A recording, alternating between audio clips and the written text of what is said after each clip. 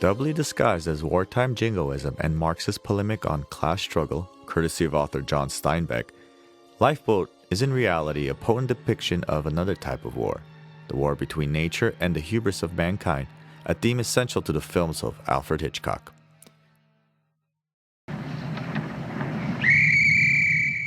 Lifeboat is one of Hitchcock's few non-thrillers, a story of adventure and survival in a punishing environment. It's the first of several films in which he will restrict his story to a confined location.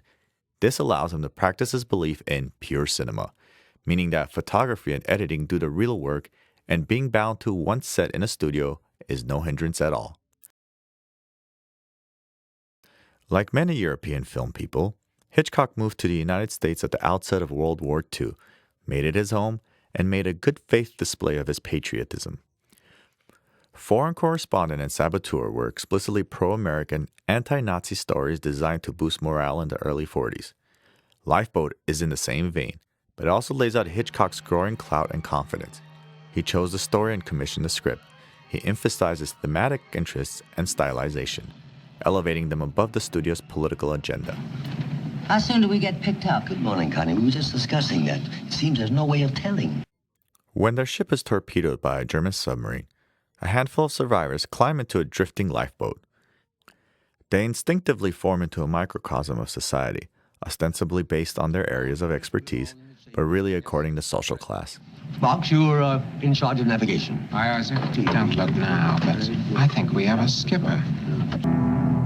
Hitchcock, meanwhile, puts his own plan into motion, focusing on the character of columnist Constance Porter, whose high society trappings bemuse her practical fellow castaways. The arc of this character is key to Hitchcock's purpose. Dankeschön. After a shipwrecked German officer is allowed on board, a Nietzschean debate ensues, much like in Rope, about to what extent supremacy correlates to superiority, and how to protect the human rights of those deemed less gifted. Get him out of here. Don't be silly, darling. He can't very well get off in the middle of the ocean, now can he? As nature literally rages all around them, this vulnerable group of people must decide if the idea of survival of the fittest is really all there is, as the Nazi proclaims, or if ethics and dignity are worth fighting for. The sea, so big and terrible. Johnny. Get that, somebody! Constance, played by legendary star Tallulah Bankhead in one of her few movie roles, is the prototype for future Hitchcock protagonists like Roger Thornhill in North by Northwest and Melanie Daniels in The Birds, who are forced to evolve as human beings after having their assets and refinements stripped away. Gangway! Formation!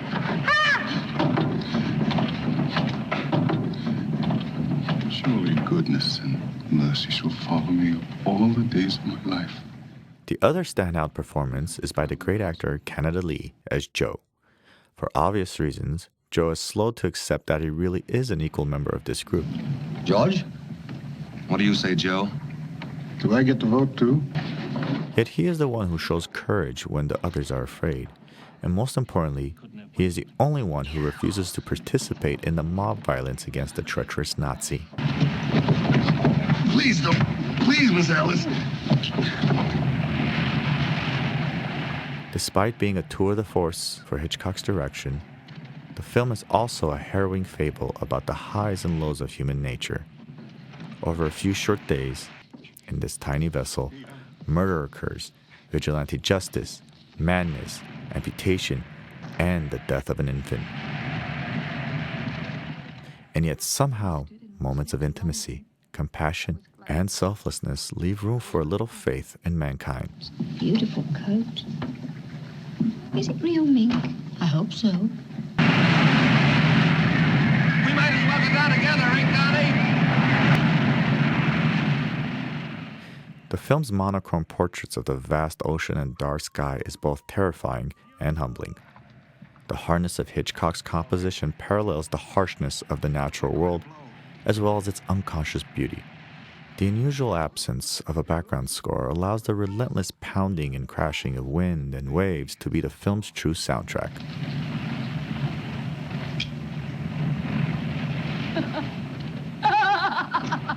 Losing her last prized possession so pointlessly, Constance erupts into laughter, but it's not the laughter of madness or despair. It's the laughter of freedom.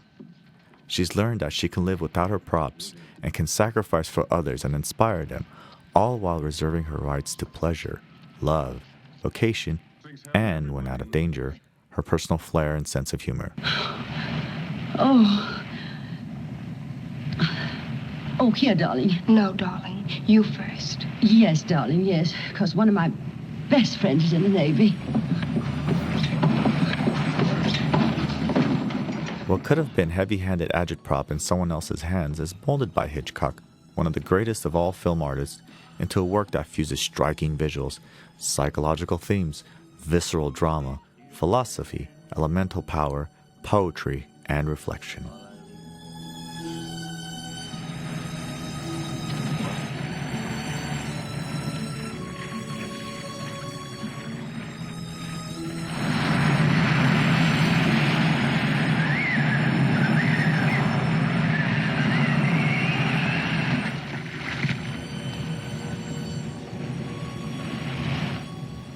Aren't you going to kill me? What are you going to do with people like that? I don't know.